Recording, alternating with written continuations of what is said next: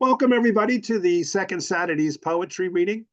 Those of you who don't know me, my name is Dan Kerr, and I have the privilege of being the moderator for this monthly poetry series uh, hosted by local poet Kathy Donnelly. We do start promptly at about 11, so that's one of the good things coming out of COVID. Speaking of COVID, is that poets have learned to be punctual, so let's keep that new tradition alive. As I mentioned before, if you would like to read, put your name in chat. And if your chat challenge will come around on the end and make sure that everyone who wants to read has an opportunity to read. Please keep your microphone muted out of respect for the other poets. Keep them muted so we don't get all the background noise. Feedback is a gift, and Kathy and I have been doing this now, I think, for when COVID hit. So it's, that we've been doing this for 3 or 4 years now. And we've been refining it. So any feedback that you have, things that you like, things that you don't like, very simple email, danielbkerr@verizon.net. Let me know, and I'll discuss that feedback with Kathy, and we'll consider any suggestions that you have. Planned agenda, I'll get you started, and I'll turn you over to Kathy, who has some opening comments, may have a poem to read. She'll introduce our featured poet, Gladys. Then we'll have the open read, and then we'll bring Gladys back for an encore. And then we'll have concluding remarks by Kathy, and Kathy will announce the poet for November. This is one of many outreach programs hosted by All Souls Church. This is not a opportunity for evangelization, so I'm only going to focus on those things that we do at All Souls on a monthly basis that the poets actively participate in. So actually, this is baseball season. We have a doubleheader today. So we've got the poetry reading now, and tonight in the church at 6 o'clock, we have Tom Manuel and Gospel Road will be performing. That's a picture from them when they performed a couple of years ago. Great bluegrass gospel music. Tom is a wonderful musician, and all the jazz musicians and other musicians, they were all top notch. So we do that we do a concert once a month called Saturdays at 6. We do the poetry every month. So those of you who are here at the invitation of Gladys, we're glad that you came. But please remember, we do these poetry readings the second Saturday of every month. We also do Native American drumming once a month, the fourth Thursday of each month. If you're interested in learning more about any of these things, either go to the All Souls website or just follow up with me directly, and I'm happy to give you more information about these events. Once a year, we combine all of our outreach ministries into one. And what we do is we have what we call Conversations of the Sacred. And what we do is we have sacred readings out of various religious traditions, which are selected. It was Carolyn Bugan got it started. Now it's Carolyn Emerson working. She refines it each year. We have recommendations from Rabbi Fisher and others. So we can have sacred poems, and then after each poem, we have music either on the All Souls organ or from musicians from the Stony Brook University, and also our Native American drummer. You can see some of the poets, all the poets who basically read this past year. And if those of you would like to be involved in this program next year, we've already set the date. It's September 6th, 2025. And the last outreach thing that I'll mention is that we do the annual Souls for All Souls race and walk, as Gladys reminded me the other day that she thinks the church is lovely, but she can't make it up the stairs. So when we realized that, when Gladys was the poet laureate of Long Island and we used to be in the church, we said, we've got to make this church accessible to all. So that what we've decided to do is take the proceeds that we get from that 5K race and 2K walk, and we dedicate those to put in a accessibility system and also to add a bathroom to the church. And you'll see the group that was pictured this year. And what's not pictured this year, when they actually did the route, Barbara Brianca followed behind reading the poems of Barbara Southard. So the next picture I have will show Barbara trailing behind. Okay. So with that, I will turn it over to Kathy for some opening remarks and to introduce the featured poet, Kathy.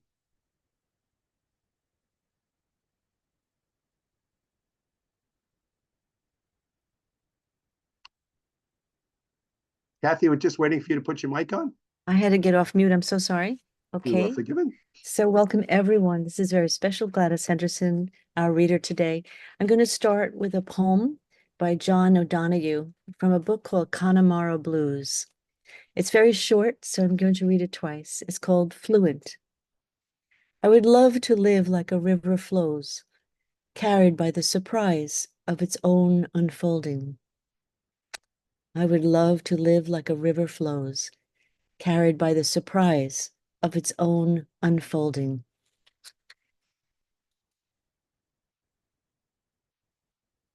I'm going to introduce Gladys Henderson. Many of us know her, many of us love her, and here she is. Gladys Henderson's poems are widely published and have been featured on PBS Channel 21 in their production Shoreline Sonata. Her work has appeared in numerous journals and anthologies. She was co-editor of the anthology Leaves of Me, published by Early Lilacs Press in 2019. Her poems placed in the top 3 prizes of 27 poetry competitions. She was the featured Long Island poet in the 2015 Oberon magazine. Nationally, she was a finalist for the Pomona Poetry Prize 2006, has received recognition in the Writer's Digest Poetry Competitions 2008, 2009, 2012. Finishing Line Press published her chapbook, Eclipse of Heaven, in 2009.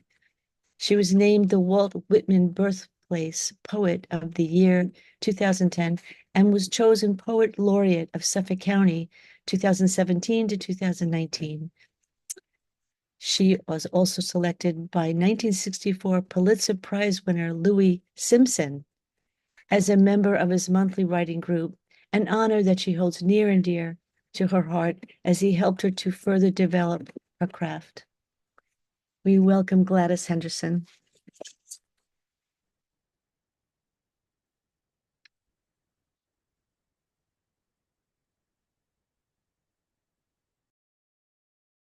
Gladys, you got to turn on your mic.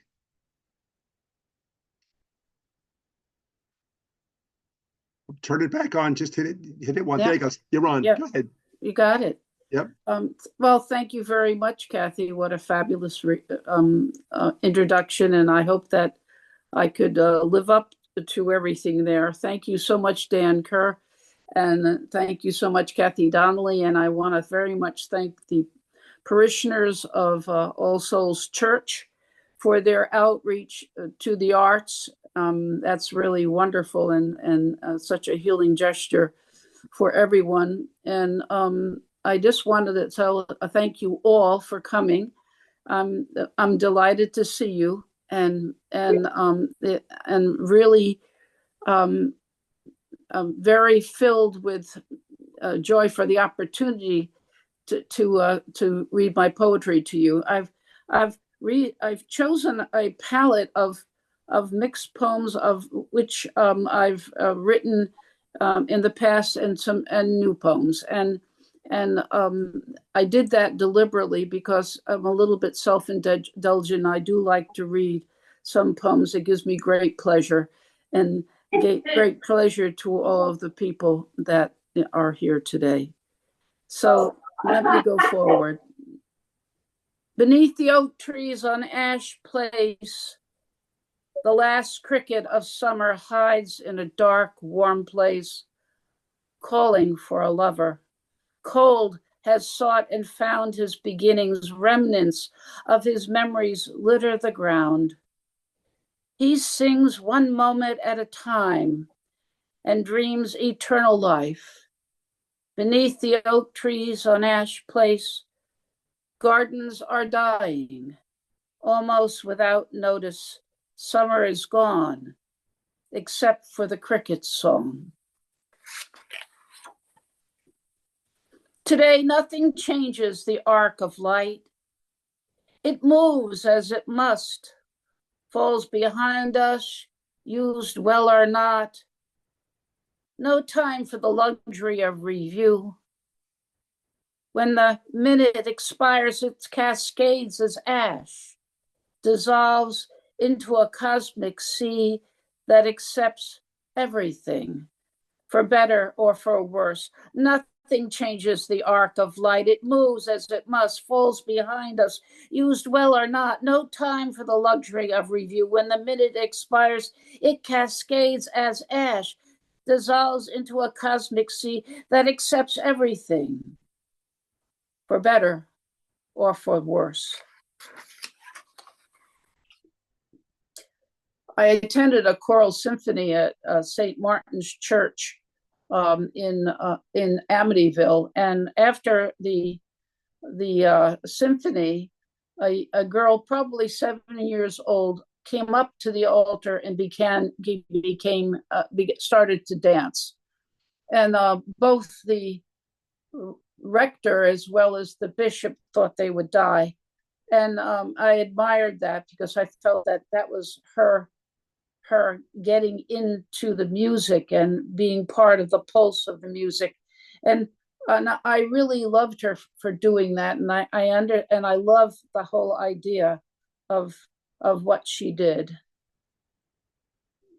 After the symphony at St. Martin's, beneath the canopy of stone and fresco, a girl on the altar dances, spinning in circles of delight.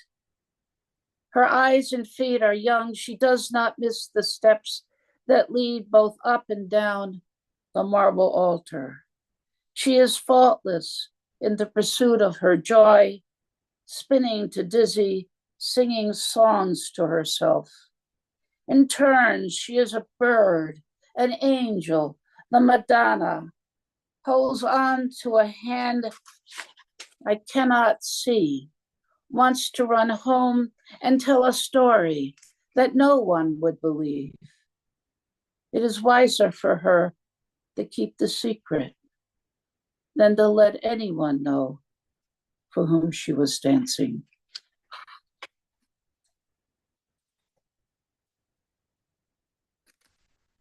Tabernacle. Snow brushes, golden oaks and maples, bright leaves still intact. A brief stillness. Air is prayer. Crows sing the blessings of feeders filled with seeds. And I stand at the window writing alfresco visions. Place my soul on the line between two seasons. May this moment be forever. And for you, stranger, for whom I am always longing.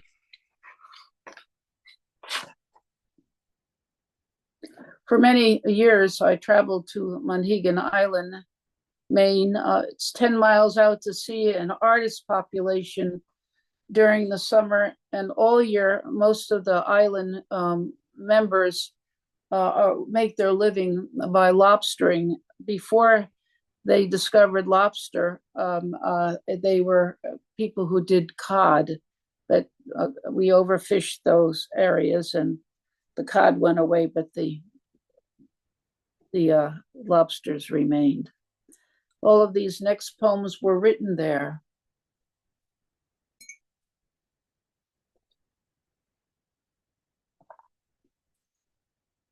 Island morning. All morning, the surf breaks on Burnt Head. Giving up her secrets, she throws them on the rocks, one word at a time.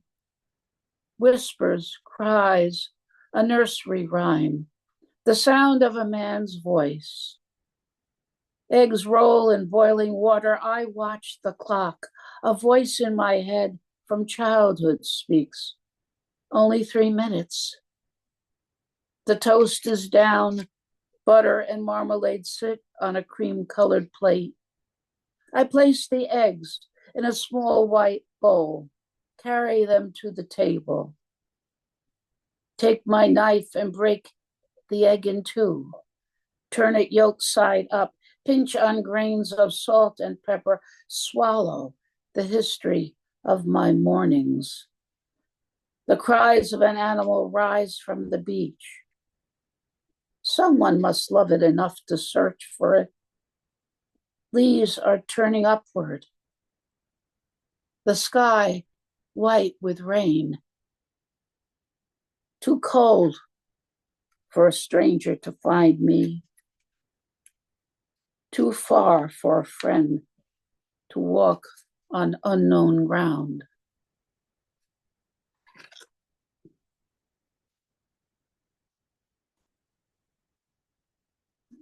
Boat ride to Monhegan Island. The ocean breaks green when it strikes the island, forms with white, angry spit. A small trawler has stalled our arrival. The crew tries to offload quickly, but the force of the waves makes it a difficult task. The bow bangs against the dock as if it's an enraged creeper that wants to escape. Our captain circles the landing ramp, passing through whirlpools of waves he has created. The hull pitches violently, a roller coaster car that has lost its track. The few passengers still standing lock their knees to avoid falling. We are like a school of fish swimming the harbor, circling in closed rank, changing directions with the force of the tide. The mate tells me it doesn't matter if you fall in. You'll die from hypothermia before you drown. I ask for a life vest anyway. Tell him I'll take my chances. I decide to escape my worries during the roller coaster moments by reminiscing. I think of the cedars and their lush aroma in the wind, the softness of your hand in mine as you walk with me up the hill. Sea fog as it moves off the ocean and flows down the main road, incensing the Vaughan house where we stay. Beach roses climbing the trellis, just as it was in the Wyeth painting, the pantry, with spices whose use-by dates were 20 years prior, the lights that are all gas, and when you light them, they pop, flame high till you taper them down, and those nectarine pies. Perhaps the best I will ever make, so scrumptious, sweet with the fragrance of ripe fruit, butter, and cinnamon. Oh my, how delicious the tides of waiting and the savor of their luscious inconvenience.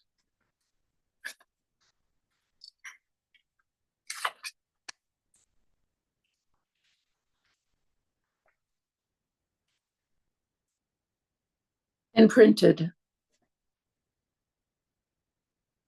Suited in yellow oilcloth and waders, hands raw from ropes, they lock their legs against the movement of the swells and draw their lobster traps until they stare into their graves. This is the work of the hungry. The rising eastern sun going unnoticed, a wedding band of gold melting away the night. What could free them from their living graves? Perhaps for some, it will be the change of light from rich to lean, the weight of time and its precision to measure beginnings and endings, or the taste of their mouths lost on their way out to sea, recalled in a daydream about lovemaking, or pain that has no prejudice, that destroys pleasure with each indentured moment. On my window this morning, a feathered ghost, startled image of a dove in flight. Nothing left of her except the impress of her wings, beak wide open, her songs pouring out.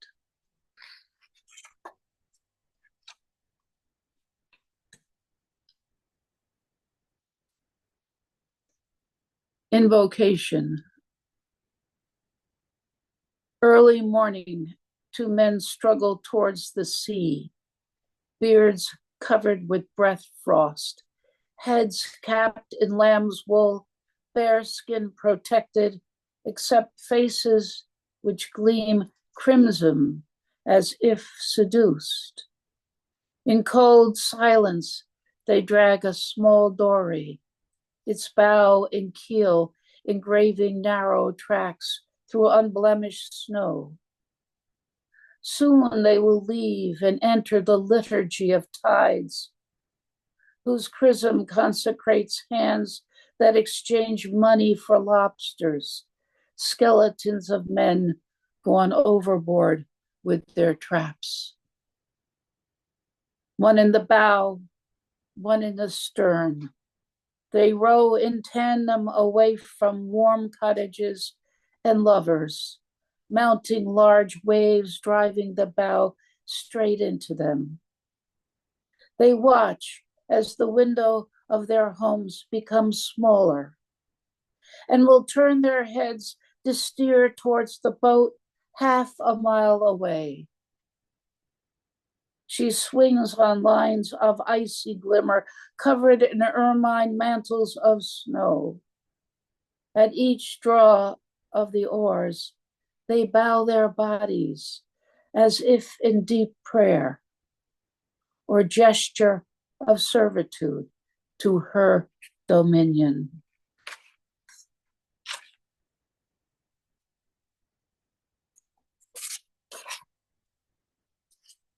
I've always used poetry to help sort myself and to find what problems that might be occurring. And by writing poems, I have been able to douse, like a dowser, a poem. And these poems are poems that came from that process. Callings. 1. Geese swim the river clothed in new fluff of snow. They follow each other with obedience and bend their paths to accommodate the ice that breaks with the flood tide. The one chosen as vigilant remains steadfast. It will be she who gestures the others to flight and welcomes the lost home. In one trailing call, they make their ascent off the river, summoned by passions. They bend their way southward, where the water lies open. Low tide exposes its sweet succulence.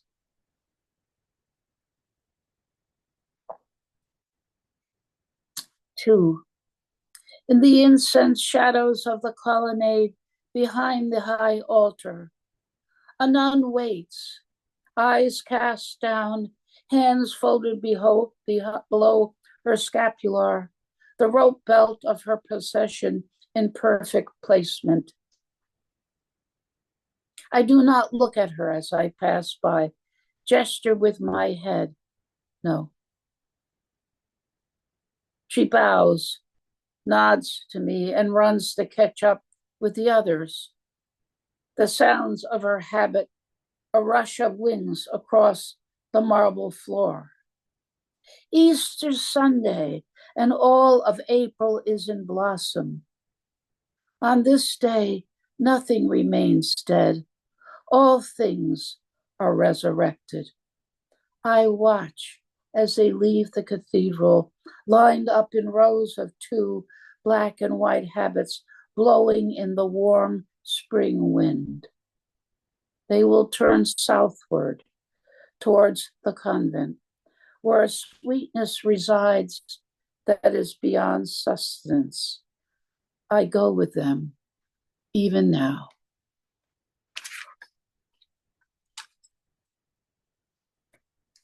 How do you address regret? How do you address regret? You could place it on a shelf, its ashes a valued loss to venerate and remind, or lessen the burden by transformation, lift it up as choice, perhaps consideration, or bury it deep inside in the compost of the unnamed, hoping something good will rise from it.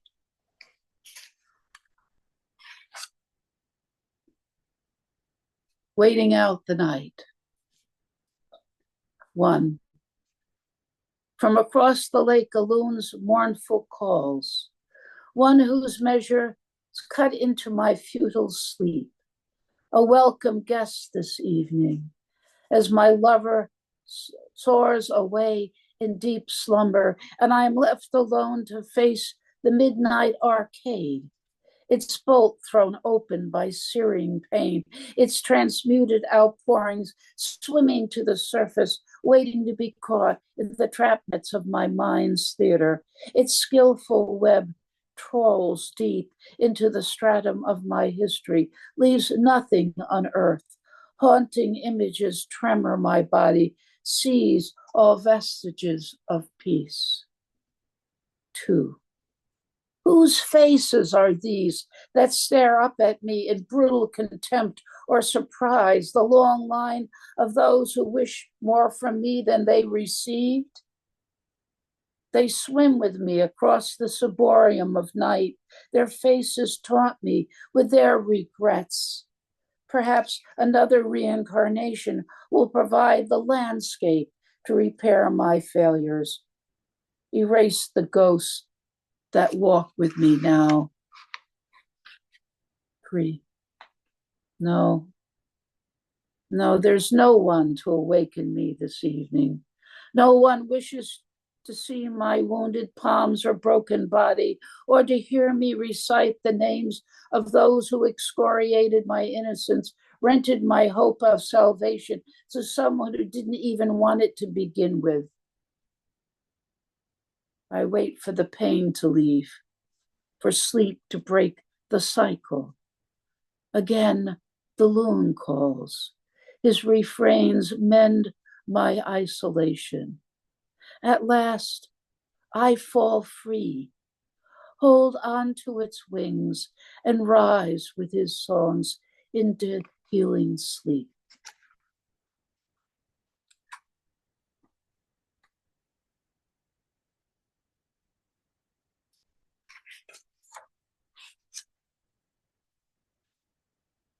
Fishing Highland Lake on a July morning. It was on that lake my father taught me how to fish. A unique skill for a girl, but a currency in my family that purchased recognition from the tango, and from that tango, I learned to dance with earthworms, fishing poles, and cork bobbers. We would awaken early, dress for the day, mother with her straw hat and house dress, dad in his brown trousers and plaid wool shirt, and me in an oversized tee and baggy pants. After breakfast, we would walk the dirt road down to the lake. I raced ahead of them, swimming in the air of freedom. The thrum of creation hovered above my head. I could hear it strumming, pastures busy with grasshoppers, flowering chicory, Queen Anne's lace, and feral flowers whose names I will never know. My hands touched as many as there was time. My nose memorized each scent it as it lay on my mind's palate. A wakefulness that has lasted a lifetime. At the shoreline, Dad walked the dock and untied the boat. There was wisdom to our boarding. I was first. My father, the captain, was in charge. Take my hand, hold on to the sides, walk in the middle, and sit in the bow. Mom was second, a very plump woman who feared falling into the lake. She didn't know how to swim. As she stepped into the boat, her alarms echoed across the still morning. The dinghy rocked like a carnival ride. I held on for my life. Oh, Pete, hold on, hold it. No, don't rush me. Don't rush me. No,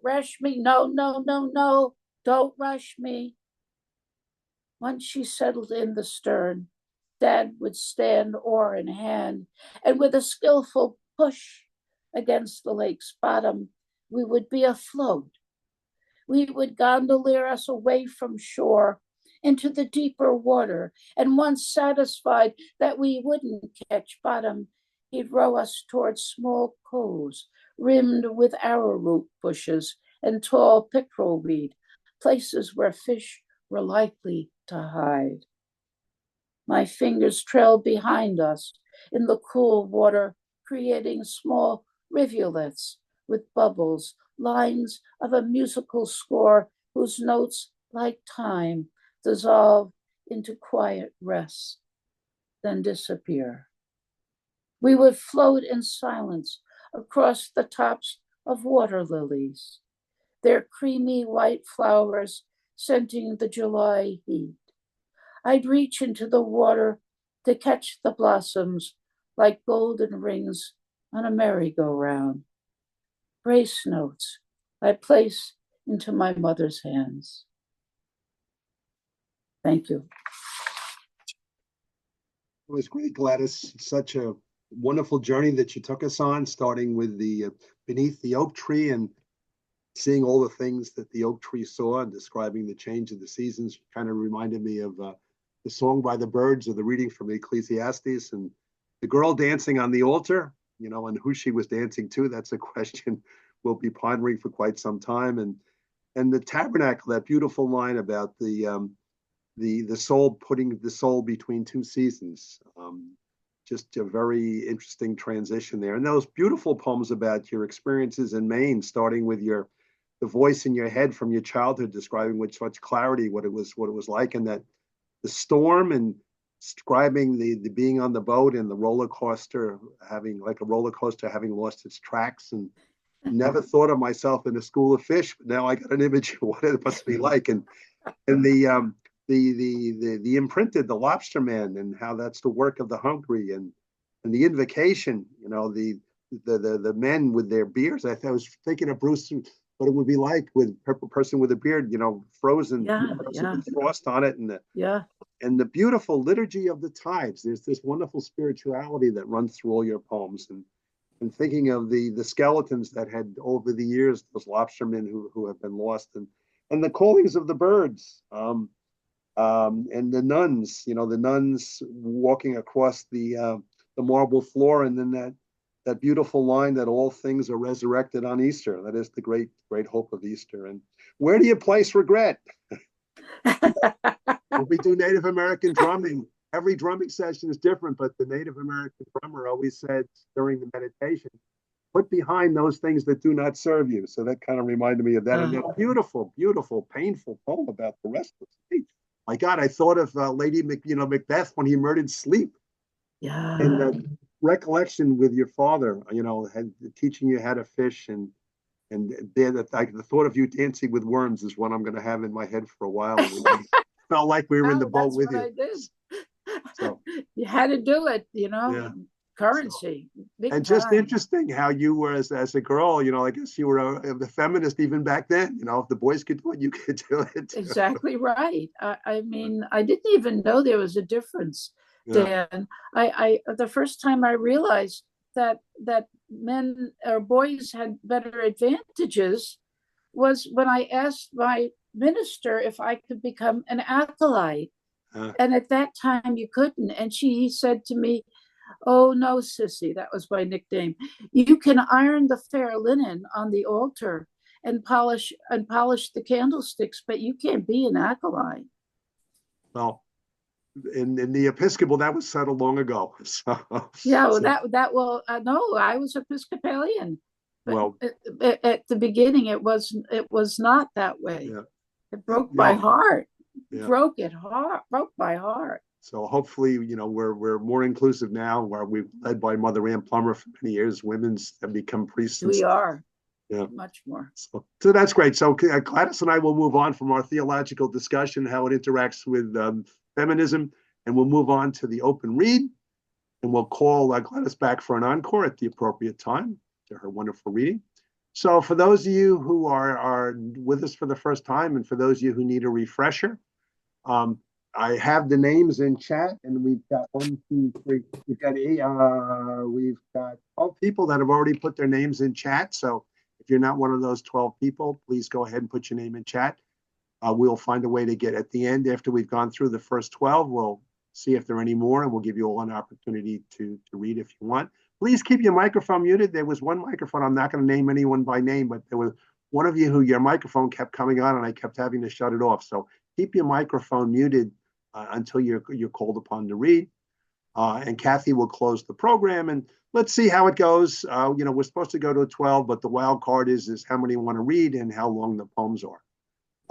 So what we do now is we'll call the poems in groups of 3, the poets in groups of 3. So the first of the triad, it would be Marvin, followed by Don, followed by one of Northport's finest, Linda Dickman. So Marvin, over to you. Please remember when it's your time when you're reading, to turn your mic on. Marvin, start with you. Can you hear me? Loud and clear. Okay. Macbeth doth murder sleep. Macbeth shall sleep no more. That's not what I'm going to read. I'm going to read my poem, The Fall, which I always read on Yom Kippur, which is today, or close to it. So it's The Fall. Do we kill the dead twice when we buy what we read about Primo Levi jumping to his death from the 4th floor of his building in Turin, plunging to the ground, smashing his skull on the Sabbath, prompted by nightmares which haunted his days, thrusting 174517 over the railing, spiraling past Auschwitz, past bones and ash, where Russians pulled to skeleton to a safety that was never safe, a truce not encompassing enough to rein in guilt of being here, to see the olive trees and know the smell of budded bread. There was no note, the banister not high as barbed wire. He could have fallen dizzy from painkillers while waiting for his wife, married to depression, never divorced from bearing witness, whose work seemed to make him free enough to write about our failing. But did the shade eclipse the lustrous praise and cause the end? Or did he simply fall with us? Thank you, Marvin. Very moving. Okay, over to Don Billings. This is called "Oh Democracy." Democracy, she calls out loud and clear, go, go and cast your vote, that we may know the will of the people.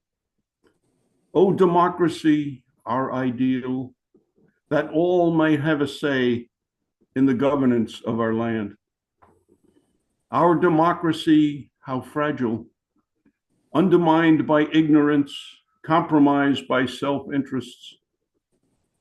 Fragile democracy caught in a storm of lies, rumors, slander. Win at all cost thinking. Oh, democracy, be strong.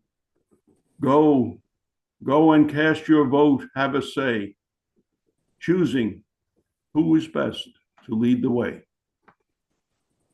Thank you, Don. Well done and very timely. Okay, over to Linda Dickman.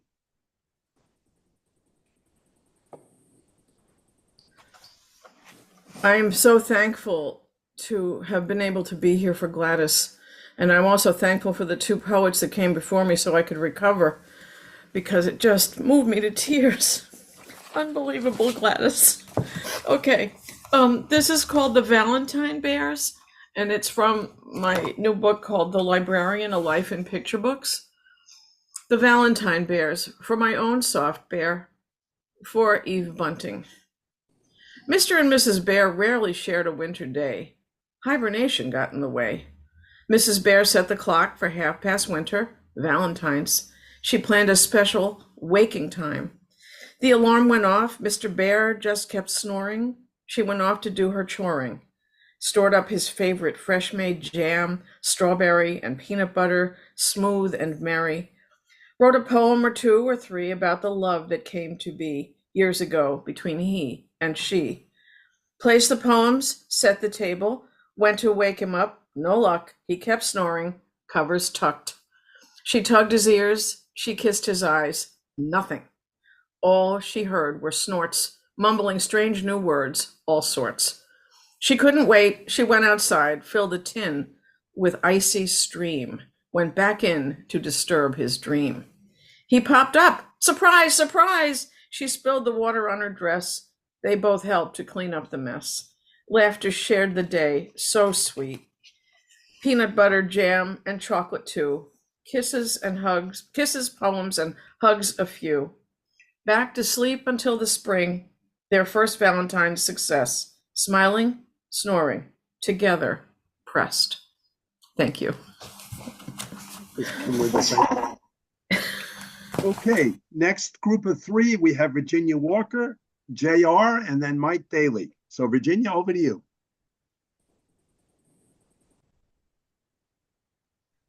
You should be able to hear me. Yes, you're fine. I just want to say, Gladys, you were fantastic. The sense details everything. This poem is titled Little Brown Penny. Little brown penny on which your head appears, like a little brown baby lifted from the mud, which the large South intended for it until you came, tall, ungainly moral agent, and saved the future for all of us. Clutters in numbers my purse and purchases little, but throws metal into the eyes and reaffirms our ideals. Gettysburg assayer on a torn envelope of simple truth. We have a great country, he knew, that could continue, and he knew death would be demanded to serve it, his own death foreseen, most probably discounted. By this great man portrayed on paper, carved in marble, and in 1909, 100 years after his birth, stamped on copper. How lonely he must have felt as he wrote his great words. A country, a world pressing on his brain, pushing him down. He had to go on. His deep, always tired eyes looked on us, those that were, those to come, a stream of humans promising peaceful liberty. And he held out his burly arms to us, follow me. From the great dismal swamp to the plains of canvas, souls were dragged by their ears and branded as slaves, and their dark children as slaves to be. A dark coin suits their emancipator. This man knew that the nation could only be healed by incising the cancer. He knew nothing could hold until he took the surgeon's knife and severed the pulpy head on the breast of the southern realm whose great fields were flooded with blood. He rests his head on his arm. He must read the names of the myriad fallen. He must read the pages of the report. He is so tired, and even the closing of the war cannot solace. He cannot laugh. He sees the longing slaves looking to him for their future. How can he do it all? He is so tired, sitting at the vortex of history. He has hours to remember, to know. He has hours to honor, hours to dishonor. He is our little brown penny, ubiquitous, too common, too improbable to hold a hero. He is a lanky, awkward strider, wrenching freedom from the mud, a tired but free mind and unblemished soul to contemplate in a coin. Thank you, Virginia. I'm going to never look at a penny the same way. Okay, JR, over to you. Good morning, all. Thank you, Gladys. That was an amazing journey. Thank you. And a sharing. Oh my gosh. All right, then I get misty. Okay. Tiny commercial. Today, Levittown Town Hall, we are celebrating the winners of the 2024 Long Island Fair Poetry Competition, who never get to read their poems, and the PPA 15th Annual Haiku Award winners. So we have award-winning poems, and then we're going to have an extended open mic. I have raffles to support PPA and all sorts of fun things, and I hope that you will join us. Levittown Town Hall, 1 to 3. So Gladys, I am celebrating number 9. This is my new book, 24 Shades of Purple. It's 24 poems written in a 24-hour poetry marathon. And they all have a theme. Yeah, you'll get that. So Gladys played poetry roulette with me and pick a number from 1 to 24.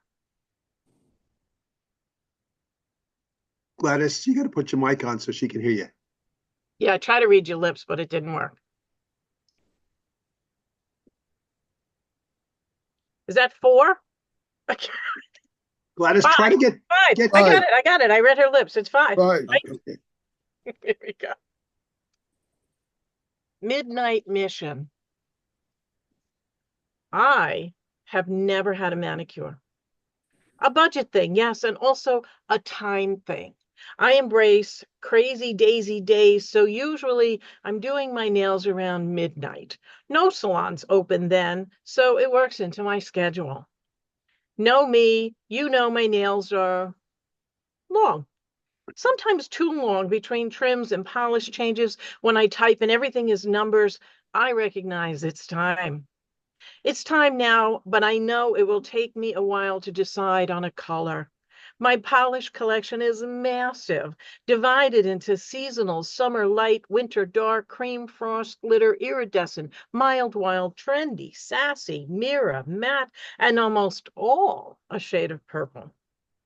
I pick Fandango with a stripe of berry blush, but then I see Rule Breaker, then Belladonna, Pompeii, Plum Crazy, Between the Sheets, oh, Parlez-Vous, and settle on Purple Haze with a shimmer of glazed donut. Midnight start, sun is now rising, yawning, reprimanding myself to tone down the collection. Far too many colors, too many choices, take too long to do my too long nails. But when I'm done, my heart flames aubergine, purple luscious, and I'm worth it. Thank you. Thank you. Thank you for the poetry and the color. Okay. Mike Daly, North Carolina. Good morning, everyone. I've got a poem in honor of the folks that had to survive those storms this last few weeks. I've got friends down in Florida. I've got more friends out in Western North Carolina where whole villages were wiped off because of the flooding. My friends are all okay, but there will be scars on their memories. This is called flooding. The rivers are up, the levees are down. Gotta move on before we all drown. Rain keeps on falling, sick of that sound. Gotta move on before we all drown. Piling up sandbags, still losing ground. Gotta move on before we all drown. Taking our farm, flooding our town. Gotta move on before we all drown. Exhausted and beat, no hope to be found. Gotta move on before we all drown. Livestock let loose, round up that old hound. Gotta move on before we all drown. Close up the place, one last look around. Gotta move on before we all drown. Me and the family don't know where we're bound. Gotta move on before we all drown. Gotta move on before we all drown. Thank you. Thank you, Mike. Okay, the next group of 3 is Karen, followed by Bruce, followed by Shu. So Karen, over to you.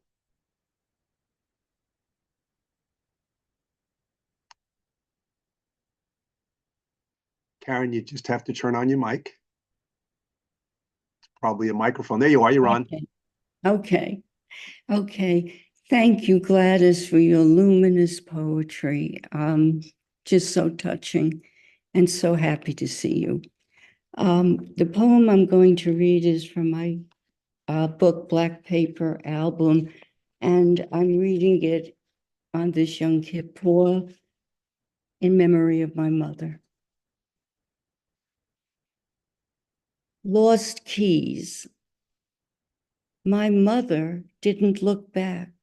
She just kept climbing up the fire escape ladder, leaving me below, holding her shopping bag, wondering what to do next if I had to. But I was only 5 or 4 and knew nothing, remained riveted to the spot where I stood, watched as she worked her way up, slowly, deliberately, steady steadying herself on her brown scuffed pumps, one narrow tread after another on those tapered strips of rusted metal 3 stories up, never looking down before she lifted the bedroom window, let herself drop over the edge, waved to me from inside to come home the proper way, through the vestibule, up heavy stairs, while she revived her keys, cool in the palm of her hand. Thank you. Beautiful tribute. Okay. Bruce Johnson, over to you. Thank you, Gladys. Beautiful reading. This is called Autumn Beach. Gusty winds slap the choppy water and pelt my face with sand. Wetsuited windsurfers slice the waves. Sitting at a picnic table, 2 massive bodybuilders lunch on fried chicken and Coke. Laughing fiercely, they fling bits of skin and meat to hovering seagulls. I retreat to the water's edge. Swans and geese honk and scatter, but one fat swan, webbed foot as large as my open hand, stands and stares, then cleans the down of his breast, pipe cleaner neck bending, stretching, one eye watching. Thank you. Thank you, Bruce. Okay, Shu, over to you.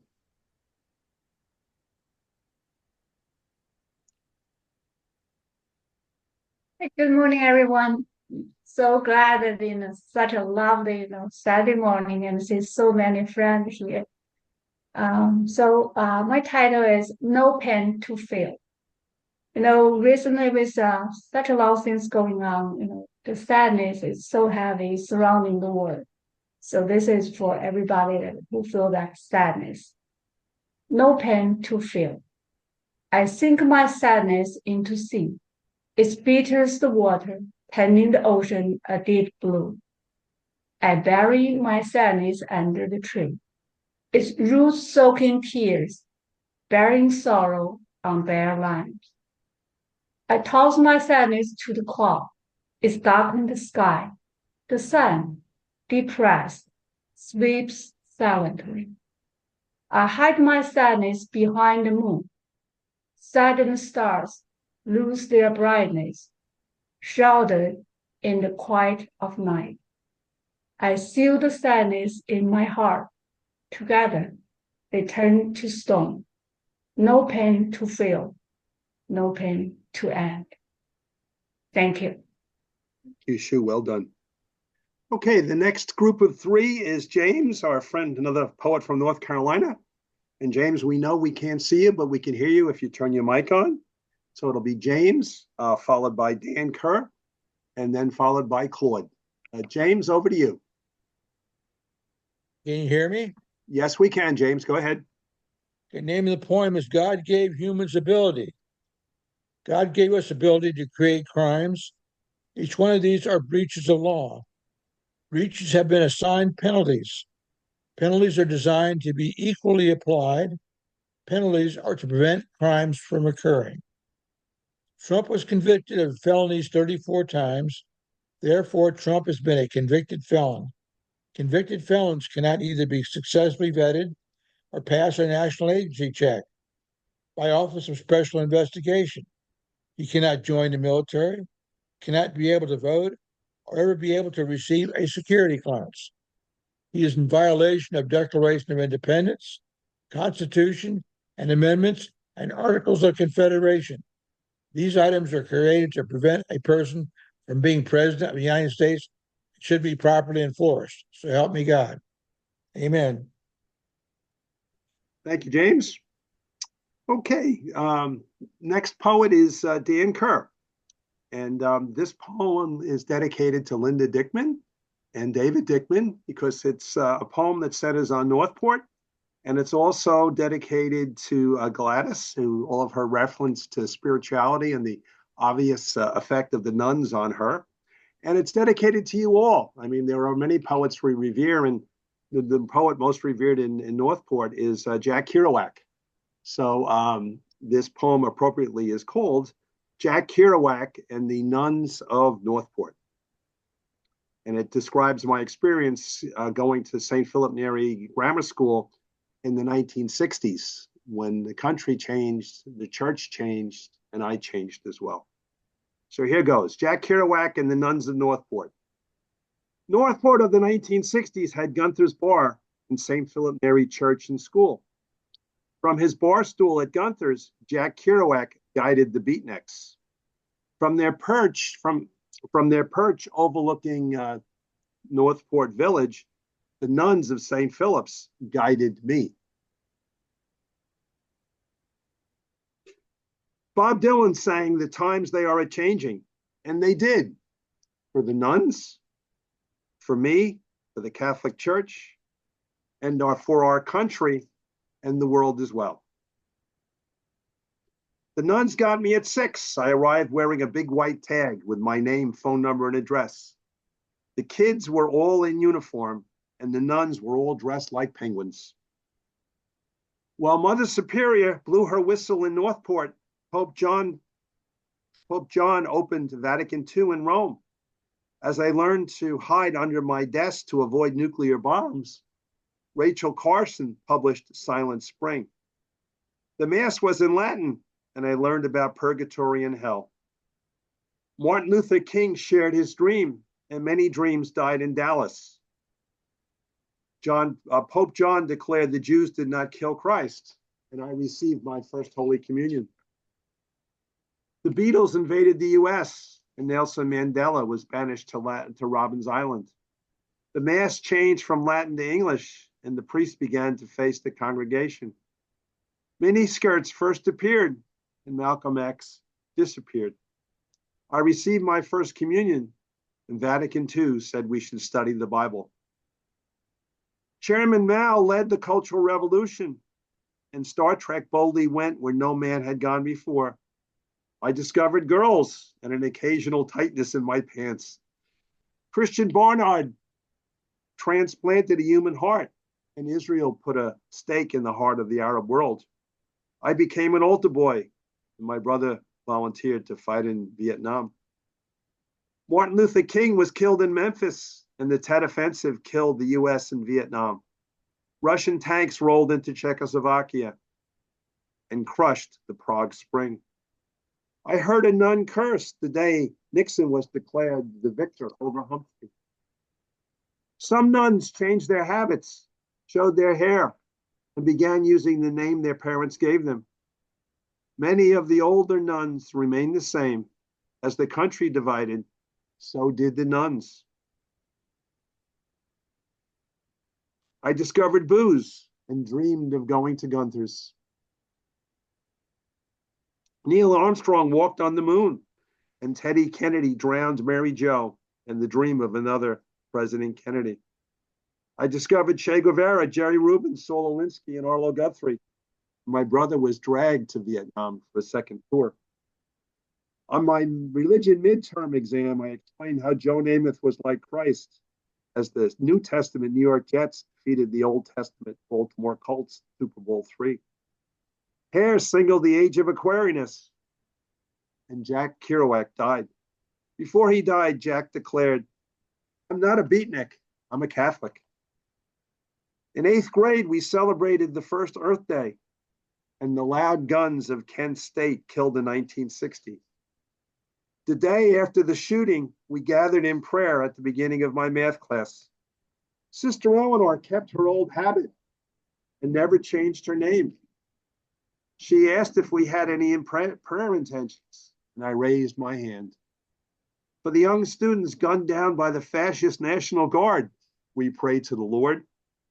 After we all said amen, Sister Eleanor responded, "For the brave National Guardsmen defending this country against the evil of communism, we pray to the Lord." And we all said amen. Bob Dylan was right. The times they are a-changing. The 1960s changed me, the nuns, the Catholic Church, the country, and the world.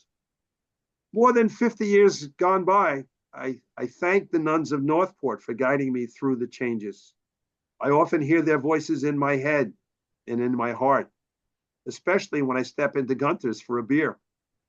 If you close your eyes and listen carefully, while you're in Gunther's, you may hear Jack Kerouac's voice at Gunther's.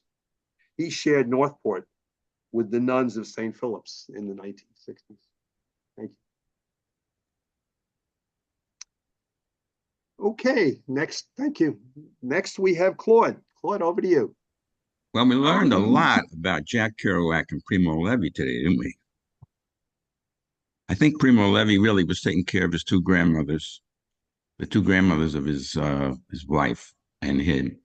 And I think it kind of drove him crazy. That's what I kind of heard. And then he killed himself. Just was too much. But I don't know if that's really true, especially with all the insight you had there, Morgan. Okay, here's a Trump poem from the Trump Poems book. Election's coming up. This one's called Invincible. You seem to believe that nothing will deter you.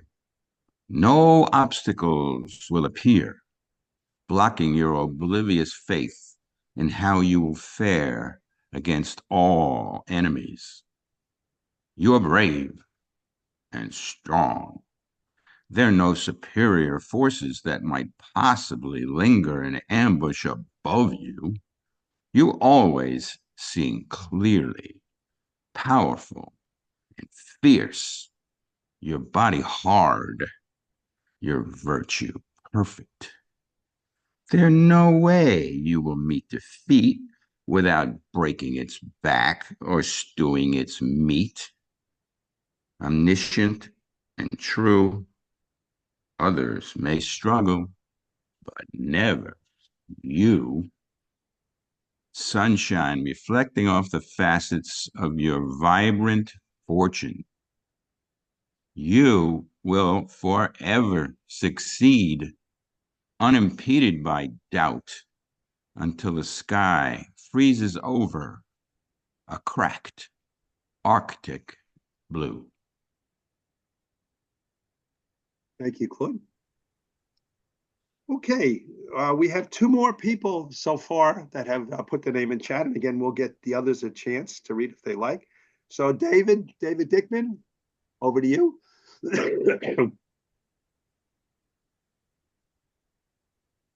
David, you got to turn your mic on. Okay, David, he was with us. And I think he left us. And Carolyn, did I see that you wanted to? I'm sorry. Go ahead, David. I lost the window. Old saws. The harmonious home was once achieved by applying words of the Bible, snippets of wisdom now scarcely believed, thought by many merely tribal. Humble as a virtue, not laudable. No using rod, no belief in God. Civilization is but a facade. 'Tis the habit of the wise to be quiet. Long silence can be taken as license. And while popular culture denies it, their acts reflect immoral connivance. The hollow ring of falsehood belies it, casts a shadow of evil contrivance. The ignorance of wisdom leads to grief. When old saws dull, you must sharpen their teeth. Thank you. Thank you, David. Okay, Carolyn Emerson, rather. Did you want to read? Yes, can you hear me? Yes, you're loud and clear. Okay, good. This was inspired by a post by the spiritual writer Parker Palmer on autumn, and he quoted a poem by Rilke where everything falls, and at the end, spirit, God, whoever lifts up. And it's also, as you'll see, inspired by Emily Dickinson. Hope, a fall poem. Hope is the thing with feathers that perches on the soul. Hope is in the fullness of a green tree at autumn's edge. Hope is in the pumpkin, rotund and filled with seeds. Hope is in the chickadee who's come to stay through winter. Hope is in the neighborhood which celebrates outdoors. Hope is in the community working together in strife. Hope is listening to others whose views may not be your own. Hope is coexisting where we unite in peace. Thank you, Carolyn, for providing us all with hope. Okay, so we've gone through the list, and no doubt we've missed somebody, but I've went through all the lists in chat, and we always give Kathy an opportunity to read as well. So anyone who hasn't read, would you like to just wave? And we'll let you know. Okay, now we've got Herb, and we've got Patty. So Herb. Okay, ready? Patty, just a second, Herb, just a second. I'll let you know when it's time. Okay, and Nanette would like to just, hold on, Herb. Nanette would like to read. Okay, anyone else?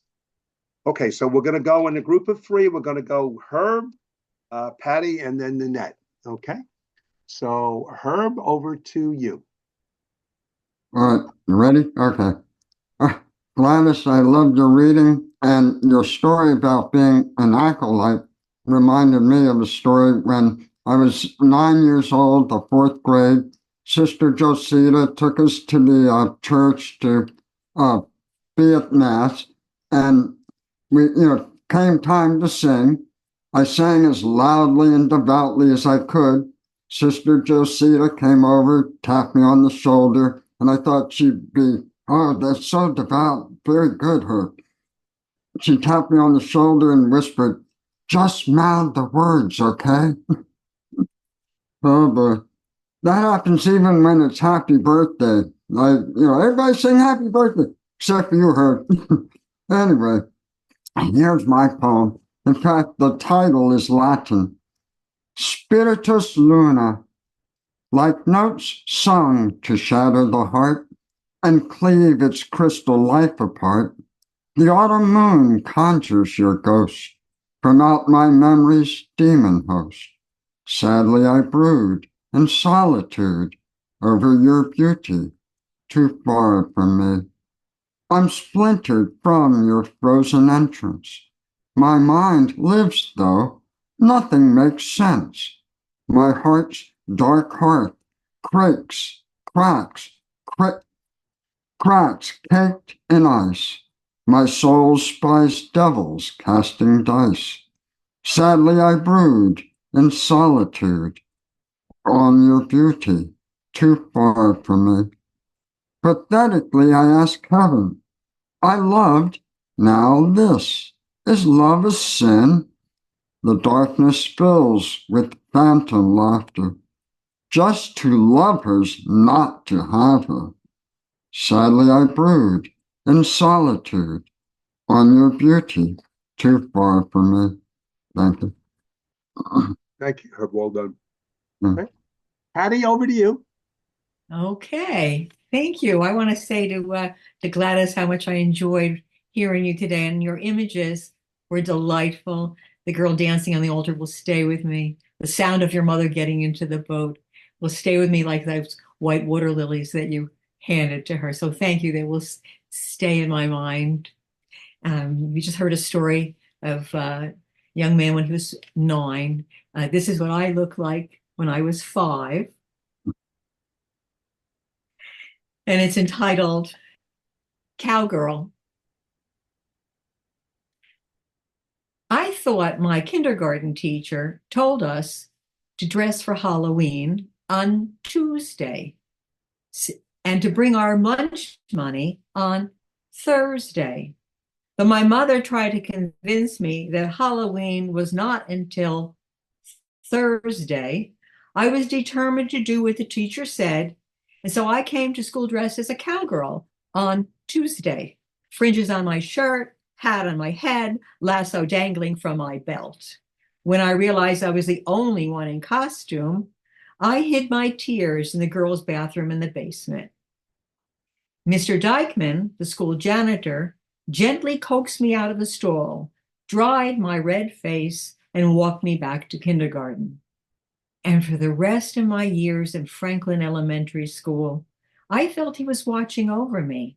He'd see me in the hallway or on the schoolyard and say something like, "Your mother tells me you have made the salad when she comes home from work, and then you wash the dishes too."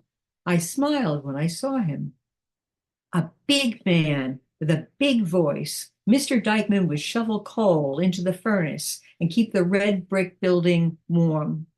He would set up the chairs in the gym at lunchtime and for our Girl Scout brownie meetings after school. He would carry Glenn on his wheelchair up and down the stairs. He'd keep the schoolyard bullies in check.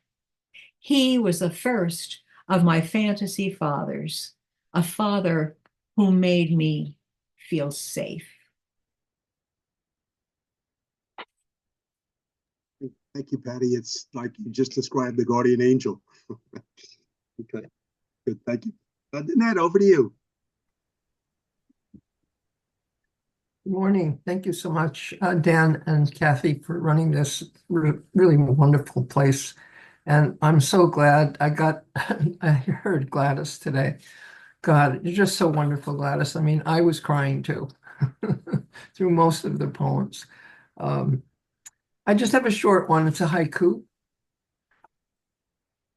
September morning, moon wanes, dreams left on the oak floor, leaves begin to curl. Thank you, Annette. Okay. Kathy, would you like to read? Yes. I see we're running late, and I thank everyone for staying. This is marvelous. Gladys, you are a force. My goodness. I will forever, ever have an image in my mind of you picking lilies and imagining you tilting the boat over for your mother to panic, but then presenting them to her in her hands like communion. Just a beautiful image.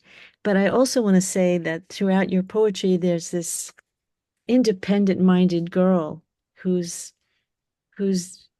doing things and wondering why the boys are treated any differently. So it's no wonder you are not an acolyte anymore and live a full life. That's funny.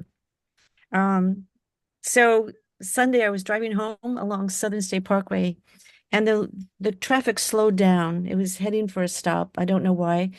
But the guy behind me was not paying attention, and he rammed into my car so hard. I was truly, truly shocked. It was we both pulled over. We were able to do it.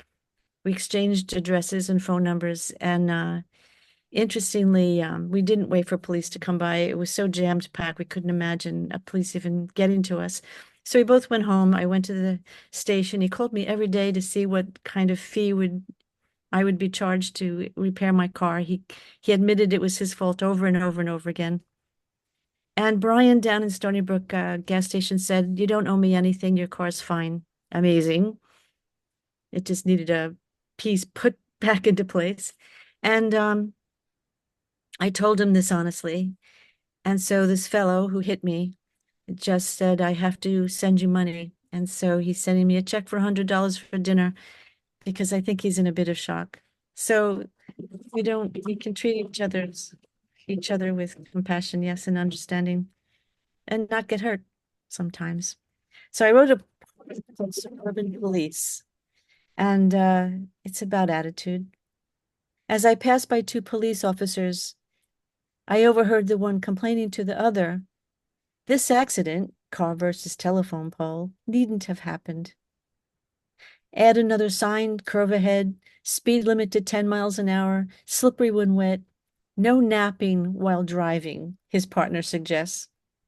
I want to interject, offer my opinion. After all, it's my street, my neighbor's property, my accident too. Perhaps treat all people behind the steering wheel as if they are drunk. In a slurred speech, "I can drive," or a teenager, license in hands since yesterday, invincible, or senile senior holding on to an image of his or her younger self. I've been driving since before you were born, young man. Instead of being upset, police could rejoice every time a car whizzing by, not crashing. Thank you, Kathy. Well done. So we Gladys, close we'll with, yep. bring you on for an encore, then before Kathy wraps up.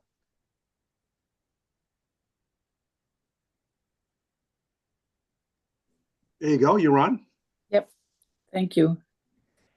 First of all, thank you everyone for coming in and being so kind and staying with me and being such a great audience. I appreciate that.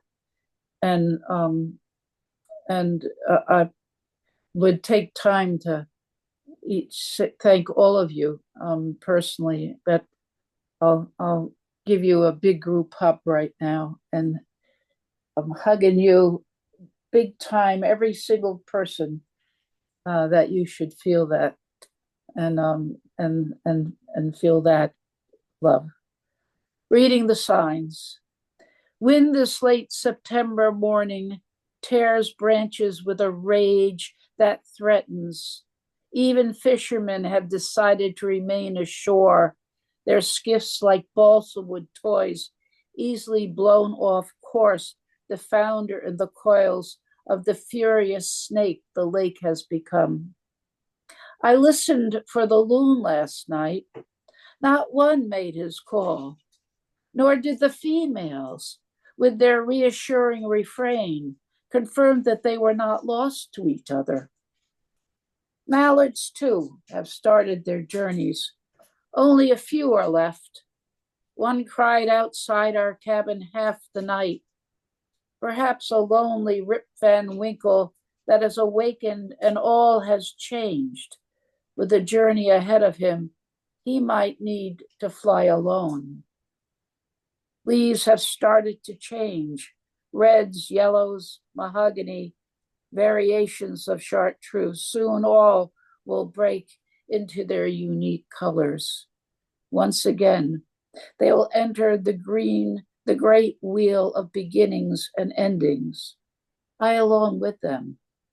The mandala spinning so quickly, we inhale the aroma of spring blossoms. Thank you, Gladys. And I have one more. Oh, go ahead. Go ahead. Sorry. Illumination.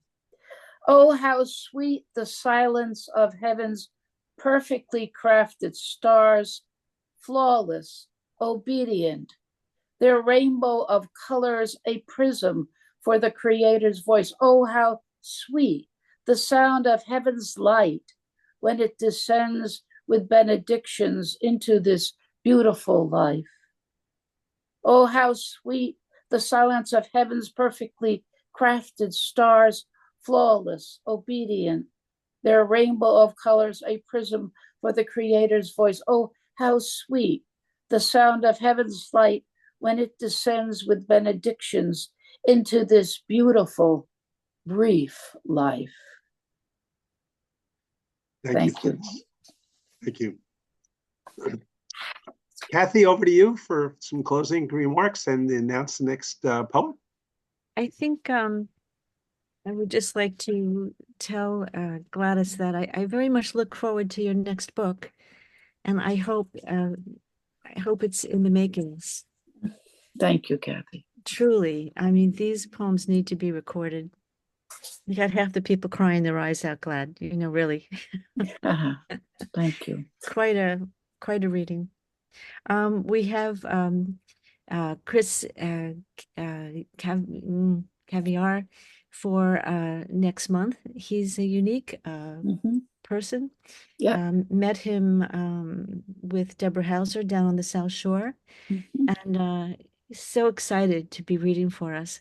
So I could read his whole bio, but let's do that next month. And I hope you can all come and take a listen to this fellow, because he's this is the new generation coming up, young readers. And he has a very unique voice. So Glad, thanks again for thank you. reading for me. I know it was, you know, I know you're going through a lot, but boy, you certainly don't look it. You look fabulous. Thank you. Yes. Pays to go to a doctor. You seem to be well tended. Yeah. All right. Well, that concludes the reading. I'm going to stop it now, but you can continue in dialogue. And so many people were so moved to remind everyone that this has been recorded and will be posted to the website. Mm. And those of you who are among the 1,000, the Friends of the Church, I will send you a link directly later on today.